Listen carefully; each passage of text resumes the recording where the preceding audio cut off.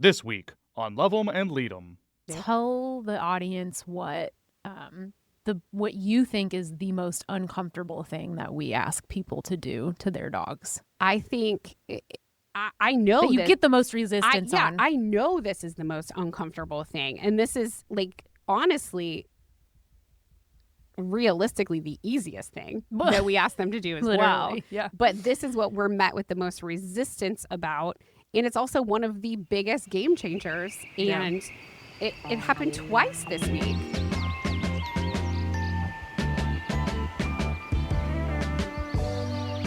Hi, I'm Melanie. And I'm Cory. And welcome to Love 'em and Lead 'em. Lessons and laughs with the ladies of Dog Training Camp USA. In this podcast, you'll take away proven and practical dog training advice with plenty of stories and laughs along the way. Join us as we share our experience from the kennel and from life.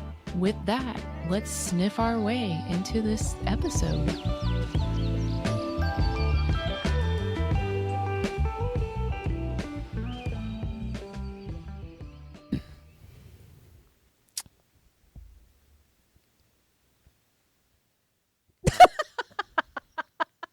Feeling a little out of pocket on this side. Why? Oh, because of our location change? Yeah. Oh, you okay? I think we should switch back. No, we're not switching back. Matt just got us all straightened around. Okay, well, we're back. We've done some birding. Here we sit. We had an episode where we didn't talk about birding and it was rare. So this episode is only going to be about birds to make up for that. I'm just kidding. We'll Just talk kidding. about dogs We are too. going to talk about birds, though. Mm-hmm. We'll circle back. So, hey, we saw a couple really cool things. Okay. Yep. So, we saw what was it called? Okay, we're driving on the highway. We get off in the exit, and Melanie and I both go. Oh my gosh, what is that? And I said, pull over. And I went, yeah, she into the two-wheeled Wendy's. it into the Wendy's. Oh, yeah, and baby. we got a picture and a video of a ring-billed gull. Yep. Which, who knows? It might have come from the dump, waste management. I don't know. Yeah. But it was hanging out, and it was a little bit of a different bird for us to see. We counted 4 of them, and they don't usually hang out around here. So, interesting find. I assume the bird police will reach out to us. Oh my gosh. And make sure that that's what we actually saw. So for those of you that don't know, there is a platform called eBird that is affiliated with the Cornell University School of Ornithology. Yeah. And it's kind of their system of how they track species of birds and migrations and populations and everything. So you are able to download this app and report species and number and locations of your birding trips. And sometimes when you report a rare bird, we call them the bird police, but it's really the eBirder people will email you and say, did you really see a golden eagle? And I respond, yes, bitch, I did. and if you both report kidding. it, they might email both of us. And so we had to both how do you respond. How do you know it wasn't a juvenile bald eagle? Yeah. So anyway, I got a little bit of an earful back from me. my reply was, first of all, this proves that my next birding purchase needs to be a big, giant, fancy camera, because I feel like we worked really hard and we thought about it and we looked at pictures and we figured that was the golden eagle, and then we couldn't take a picture of it. for it. But then yesterday, well, I was a little hesitant to submit our ring-billed gull. I put pictures with it. We have pictures of it. Oh, okay. You can upload the pictures in the eBird? If they ask us about it, we can send them the pictures. But, they're just zoomed in iPhone pictures. as it happens, yesterday, there was an actual news story about a 4th golden eagle being named because it's hanging out at Bernheim.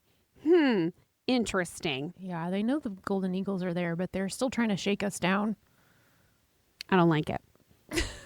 We're not running fast and loose with these identifications. We know it's for science. So there is a name in the birding community for people that report things that are rare but don't either provide any proof to back it up or will not like respond to any follow-up questions, and those are called stringers. Yeah.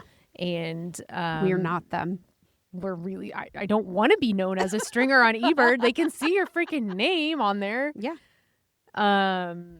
So yeah, I'm a little bit more like very careful with what I submit we for are science. careful. But We know. We take it seriously. We are not stringers. but when I see a rare bird, I'm like, oh shit, the bird police are probably gonna call me about this one. well, I haven't heard back on the ring-billed gull. It but takes them a couple weeks usually. They're sifting through all the other false claims that they're getting from the bird community. Bunch of liars, sounds like. I don't even know. False claims. So we saw that. It was fun. And actually, on Saturday, we went birding with a whole entire new crew. It was exciting. There was one person younger than you or the same age as you. Yeah, probably younger than me. Otherwise, we were the youngest. Yeah. And there was a crew of about 30 old people and us and one guy. My favorite kind of crew.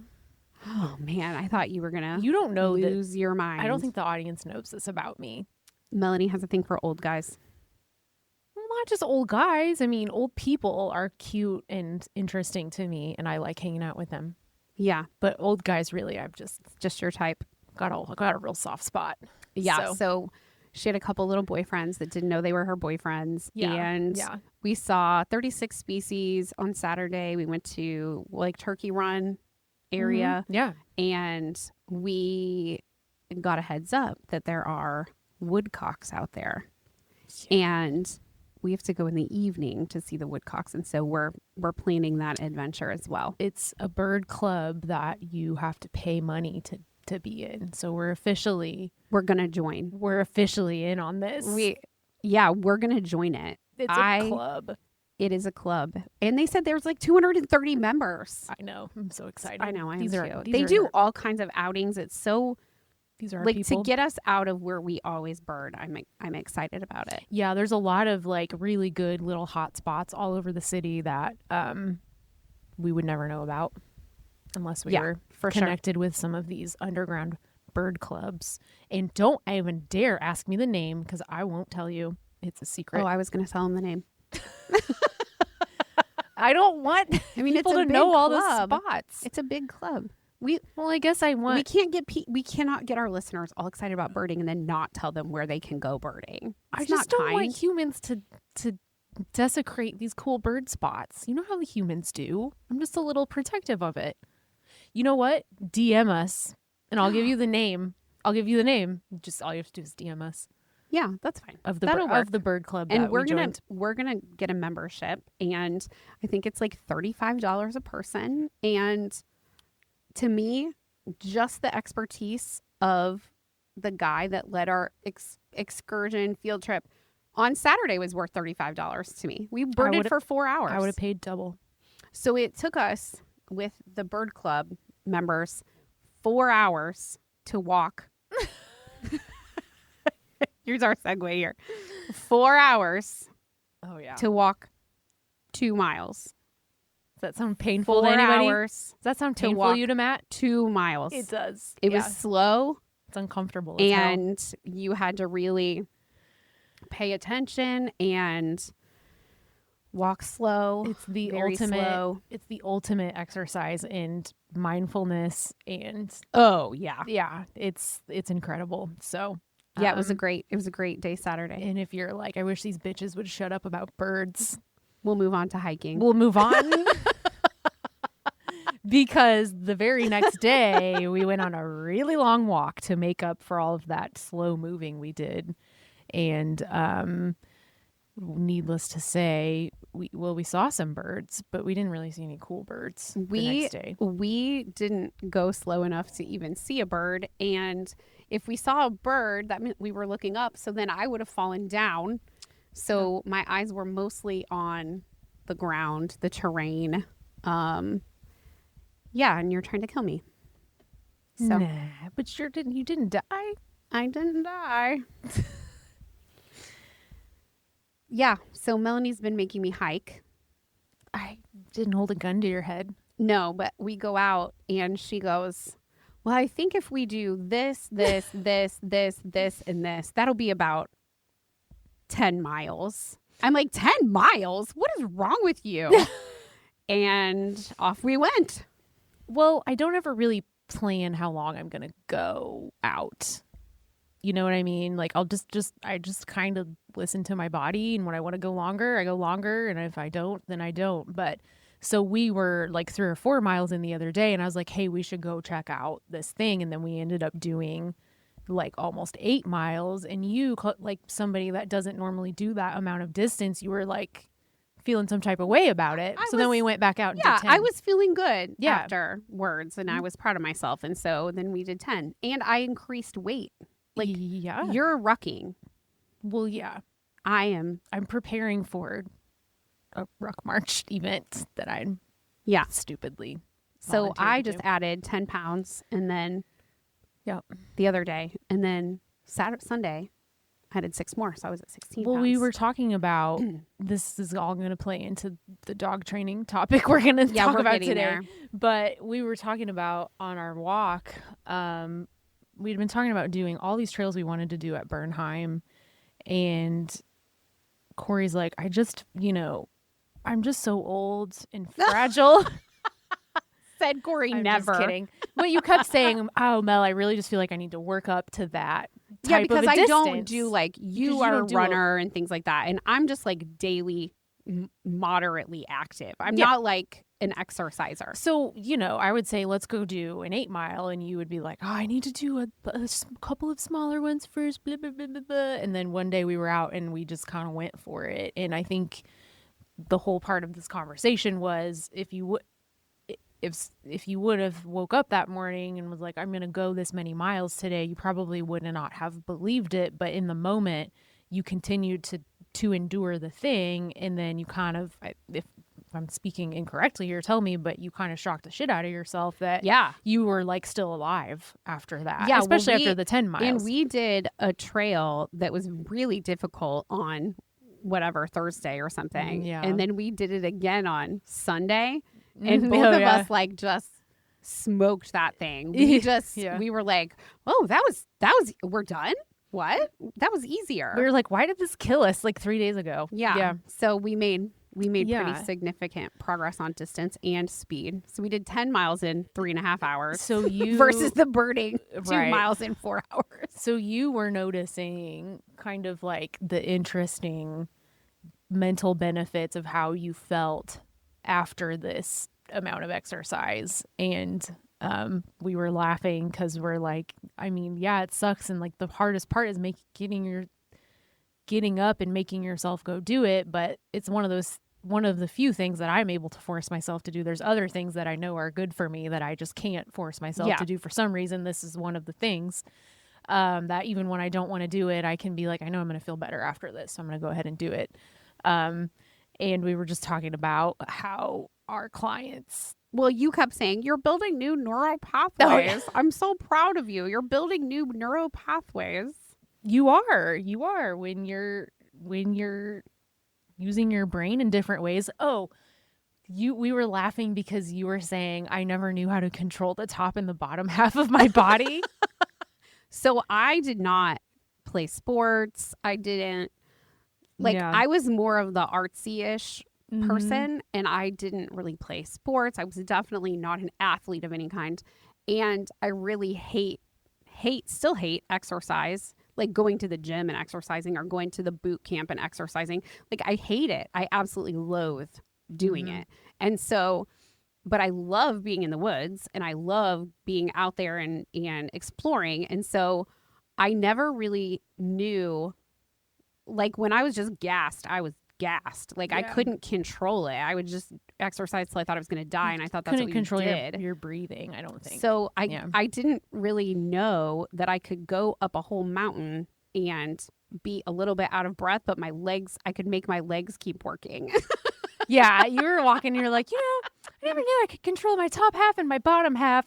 And you're like, can you elaborate on that a little bit? Because I'm not tracking. Yeah. So doing it at a longer distance and trying to keep up with you, so I had somebody helping me pace. I'm like, oh my gosh, my body can do something that I'm 47 years old and I've never even understood how to do. So I was building new neural pathways, and it was not easy. Yeah. It was not easy. Yeah. Yeah. And you're engaging so many different parts of your brain when you're navigating over trails, and you're learning how to engage your muscles with resistance, with weight. That's an added thing. So Yeah, we go did it. you. Look at my neural pathways. Your neural pathways are. They're building right now. I feel like they're building as we speak. They probably are. Well, and I was like, well, when you're 80 and you're trying to get up a flight of stairs, you're not going to panic because you know how to work your freaking legs and your lungs at the same time. Yeah, right? so now you're trying to make me drink supplements in my you're like, drink this. I'm like, you're going to need a goo. Here's a goo. Yeah, she's giving me goo. She's like, I'm keeping your old ass moving. I need you training dogs as long as you can, man. So anyway, we're up to a 10-mile hike now. Yeah. And I didn't slow you down. Mm-mm. Or at least I like to think I didn't. Yeah, I'm prepping for a 14-miler at the end of this month. So you get to come along on that journey. We're doing hard things and new things and reaping the benefits. Yeah, and the benefits are surprisingly like a little different than I felt like they were going to be. I mean, exercise is whatever, but like I'm figuring things out, and that's interesting to me. Yeah. Yeah. We were talking about that because we're always asking our clients to do just really uncomfortable things that they don't want to do, and we have to be in that position where we're like, just do it this much, and then you see the glimmer, and then they can get some momentum and they do more, and it's all of the hard things that you ever have to do in your life is the same way. Yeah. So we are embracing some uncomfortable things, and I see for sure that we're asking our clients to embrace uncomfortable things, although they're not feats of strength and endurance like you're trying to make me, but like uncomfortable things are what grow you. And so we talked about when we did our episode on what happens at camp, that the dogs come in and they're just enough uncomfortable that they have to figure new ways to get what they want, or new coping mechanisms, because they're taken out of their comfort zone, which is their family and their house, everything they're used to, and they're put in a different environment, and they have to rise to the occasion and be uncomfortable. And that's where we see the growth of behavior change and, more of a homeostasis with anxiety and all of those things. And then what happens is we add the variable of their comfort back in, which is their human and going back to their house. And that's where it gets challenging, because we've pushed the dog out of their comfort zone and the dog has risen to the occasion. The dog had to form new neural pathways. For sure. But it's a diminishing return when they get home and the comfort creeps back in. Oh, yeah. Right? So, if we don't go hike now for a month, my momentum and my return on that new skill and the new kind of way of learning just diminishes over time, and you can't maintain it. Yeah. So you have to keep pushing yourself to do things that are uncomfortable. Well, and I think too, there's something to be said for just the way like dogs learn and build skill in humans in this neural pathway kind of conversation. It would be more detrimental for you to go a month without rucking at all. If you could just get in, if you could only do, 2 hours a week for the next 4 weeks, you would still be miles ahead, right? So we're always telling people like, it's not this grand, like you have to spend hours a day doing this, right? Like the money is in the details, right? Of your routine of it. And yeah, that's where we find dogs learn best, is not like by these giant walk 10 miles once a month and you're going to be good. It's every single day, we go out the door this way. We wear a leash this way. We respond when a dog barks at us this way. And those are the things that we feel like it overall improves their quality of life so much like a human starting an exercise regimen. Right. Which is why we got started talking about this. Yeah. Yeah. It's interesting because the dog has done it. We always say that dog training is 50-50. It's half on us teaching the dog the new skill and getting them out of their environment and all the other things. And the other half is that consistency piece, which comes in when their parents pick them up. Right. Yeah. So you can't have change in the dog if the people that are living with the dog don't change too. It has to be that's a big both one. things. Yeah. So that's where we get into, we've made the dog uncomfortable and we've seen a ton of growth, but the people sometimes have a very hard time being uncomfortable, meaning doing things differently than they did before. Right. They want to stay in their comfort. So people will say, how effective is camp? Well, camp is incredibly effective. And I tell people, if you do nothing that we tell you, camp will last about the length of time. The benefits of it for your dog and the behaviors you see in your dog and the change you see in your dog will last for about the same amount of time they were with us. Mm-hmm. And it's that diminishing return. It's like if it's not kept up at least minimally, it goes away. Yeah. And so then if they do half of what we tell them, some people are happy for the rest of their lives with their dog. And if they do nothing, it diminishes very quickly. Very quickly. If they do everything we said, then the sky's the limit, honestly. Yeah. So it's such a matter of us trying to get the human to do the uncomfortable thing that they don't necessarily want to do. Tell the audience what what you think is the most uncomfortable thing that we ask people to do to their dogs. I think I know that you get the most resistance on. I know this is the most uncomfortable thing. And this is like, honestly, realistically, the easiest thing that we ask them to do as well. Yeah. But this is what we're met with the most resistance about. And it's also one of the biggest game changers. And it happened twice this week. Twice. Yeah. We ask you to stop talking to your dog.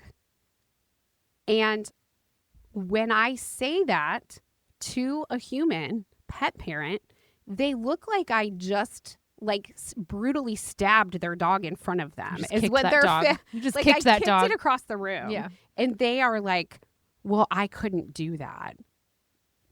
Why? You actually could. You could. You takes no don't effort. Want to do it because it makes you uncomfortable. So we're asking the dogs to change their behavior for the humans, but the humans are extremely resistant to changing any behavior for their dogs. People always laugh when we say this, but everywhere we go, people say, what is the hardest dog to train? And you and I always, without skipping a beat, say the two-legged ones. Yes, the humans are the hardest because they want the behavior change for their comfort, not necessarily for the dog's comfort. Well, and that's the frustrating part is even sometimes, not every case, we work with amazing people. Oh, of course. But sometimes even if you explain, hey, this is actually what's best for your dog and this is why what you're doing now is really harming your dog, sometimes that's even hard. They can't get on board even when we explain it that way. So that's a hard thing we're always trying to battle. Just, how do we get through to people and make them realize that what they might be seeing as loving to their dog is making a problem worse. Just like we've said it 100 times, when you comfort your dog when they're scared. Oh, Bean is the perfect example. Yeah. We've talked about Bean at length. Yeah, it's a perfect example. But we sent a dog home last week and the dog made huge gains at camp. And when the pickup came, that dog almost immediately reverted back to being so clingy and nervous and all the things. That was, one of the craziest ones I've seen because he didn't. act like that. He acted like a completely different dog Yeah. when his mother was there. Mm-hmm. And when I saw what was happening, I challenged her to literally not speak to the dog for the entire weekend. And seriously, you would have thought that I kicked him. Mm-hmm. It's very difficult for me because I'm like, you invested in the dog, you love the dog.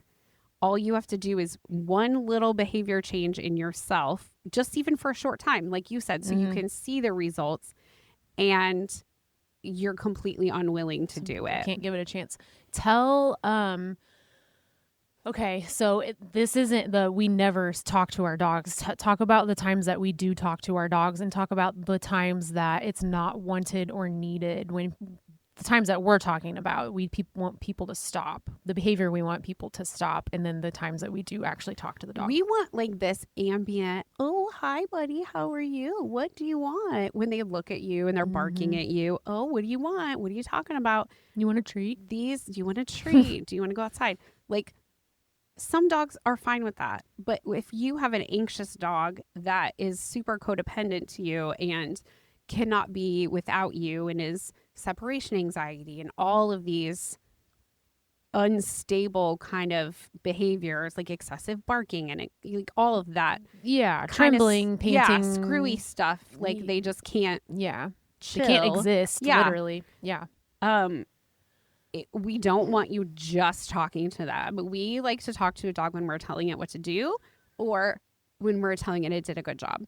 Now, that doesn't mean we don't want you to cuddle your dog. I didn't tell that lady, don't let the dog on the couch this weekend. I didn't say, don't pet your dog. Yeah. I didn't say, don't, take it for a walk or interact with it. I asked her just not to talk to it. And it's a very hard thing. Yeah. Doesn't mean that Apparently. you're not giving any commands. Right. 'Cause And it we doesn't don't mean you always- don't love your dog. We don't always use words for commands. But like you said, the appropriate time would be give it a command or tell it what to do, tell it what not to do, are the appropriate times. But we always try to liken it. Obviously, dogs like socially don't have identical social ecosystems as humans, which is why we have some of these issues. But sometimes it helps people when we say, like, your boss at work all day does not stare at you to make sure you're getting your job done. He's not narrating his lunch. If heating they up to did, you if in the your break room. boss did that to you, you would assume that the roles were reversed and you were in charge of that person, not the other way around. So that is what leaves these dogs feeling so insecure. Is this lady's always looking to me? She's always talking to me. There's a knock at the door. And mom must not know how to handle this because everything she does, step in. she checks in with me first, right? Like these are some of the things that we kind of feel like really snowball into crazy bad behavior. And if you would just dial that back a little bit, your dog would be hanging on your every word and they would just be obedient to you. You wouldn't even have to pay us. Correct. You wouldn't even have to pay us. Yeah. And it all goes back to doing the uncomfortable thing. Like, we're not asking you to electrocute it. We're not, we're asking you to not speak to it just for a little time. Second. Just a second. So we are practicing what we preach, and we're doing uncomfortable things and pushing ourselves through it. And I would like, to challenge our listeners to not talk to their dog for 2 days and see what happens. Yeah. Yeah. And even though they're uncomfortable with it, because the other part of it is not talking to your dog is not communicating to it that you don't love it. Yeah. Because humans speak English and talk to each other. Dogs do not. So we're speaking opposite languages and we're putting our value in the words we're speaking to our dog. Yeah. In actuality, the dog is going to be communicated with more effectively without words and more action.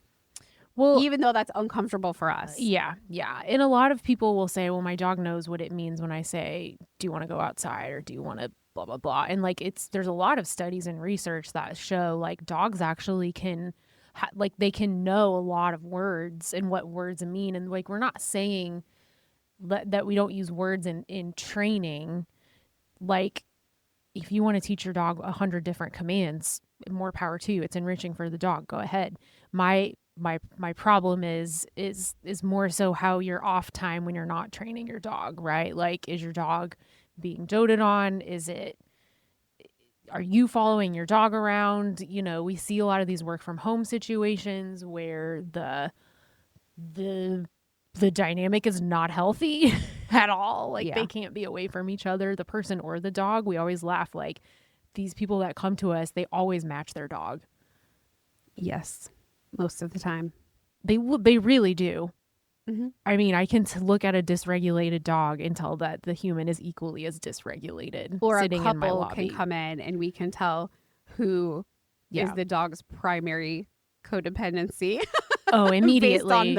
based on the behavior of the couple. Yeah. But back to, again, just being is top of my mind. Like, you called out the cardiologist guy for the, you know, like, just constantly like touching the dog. Mm-hmm. And that was, again, those are how we like look at those situations. Who's talking to the dog more, who's looking at the dog more, and who's touching them the most. That is the relationship we probably need to fix. Correct. Yeah. Yeah. We can help you. We can help almost everybody, but almost everybody, if they're willing to do something slightly uncomfortable and think about things in a different way. And we have a lot of clients that do and trust us and take that leap, and it's just amazing. And when it happens, it's awesome, and we cheer them on, and we're so happy for them and their dog, and we give them pep talks, and it's great. So when it works, it works. If you can just have a little faith. We got to build those neural pathways. Hell yeah, brother. Trying new things, like not talking to your dog so much. It will change your life. It will change your dog's life, and your dog will appreciate you for it, even though it feels uncomfortable to you. And then you can go birding and walk. Maybe you can even get your 2 dog miles in so 4 hours. stable that it could go birding with you. That's all I'm saying. I'm just saying we need a dog. We need a dog for our go see the woodcock. 10 miles. Taking a dog out into the woods and traveling for miles and miles a day is one of the most like primitive activities you can do. Like, I freaking just love that shit, man, because your dog is going to go out and experience nature in a totally different way than you. And if you know what to look for, you know your dog, and you know to be paying attention, you're going to experience so many more cool things out in nature. And how you know your dog so well and know what to look for and pay attention is to shut up. Quit talking to them so you can watch them. Good one. And that really is helpful. Less talking, more observing, which is why we're so passionate about the birds and the woods. Yeah. So stop talking to your dog. Get out in the woods. Like, I will challenge our listeners to not talk to their dog for just one day. weekend. Well, Saturday and Sunday, just don't talk to them. When you're leaving and putting them in the crate, don't say, "We'll be back soon. Don't worry. Have a good nap." Blah, blah, blah, blah, blah, blah. Just put them in the crate and leave, and then come back, and it will be the happiest moment of their lives. Mm-hmm. So don't make everything a big deal and quit talking to them so much. And even though that's hard for you, you got to remember they're doing hard things for you all the time. So you can do a hard thing. They are doing hard things for you all the time. And if I could take your bitch ass out and walk you 10 miles, then you cannot talk to your dog. Then you cannot. If Cory Dahlkamp can do that, then you cannot talk to your dog. Oh, yeah. You're the person that said, I just really don't like to sweat. I hate to sweat. Makes me feel itchy. I don't like it. Look at you now. You're sweating. I sweat right through my 10-pound weighted vest. It was terrible. It was terrible, except it wasn't terrible. You didn't see, you proved that it wasn't so bad. Well, I wonder too, like, if people would just take the challenge and not talk so much to their dog, if they wouldn't notice things about their dog that they've never noticed. Like, I literally lived 47 years in this body, and I did 2 really. In the past week, we did 20 miles of like hiking / walking with the birders. Mm-hmm. But we did 20 miles. And I learned new things about my body and figured stuff out just because I shut up and I was paying attention.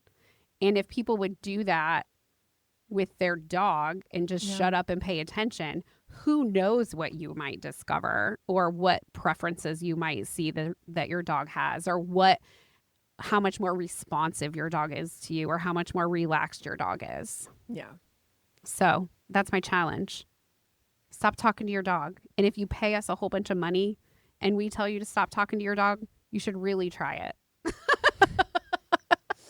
But you can still pay us. You can get that advice on the podcast for free. We'll still take your money.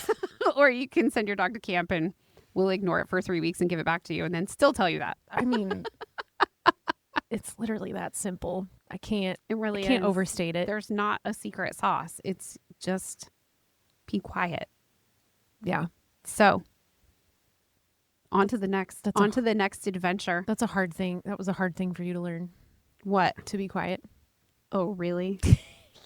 Really? Oh, really? Oh, really? Also, we always learn things in the woods when we start talking about stuff. We do like debriefs. The woods will humble you for sure. I have my best ideas out running and hiking and being in nature. And there's, I think, a lot of science that backs that for up. sure. Yeah. Like, there's interesting things on bilateral movement. There's interesting things on sunlight. I added a hiking stick this You time too. Really did. I did. I really- upped my weight by 6 you really pounds went and I all in. added a You really went all in. Oh, Tate.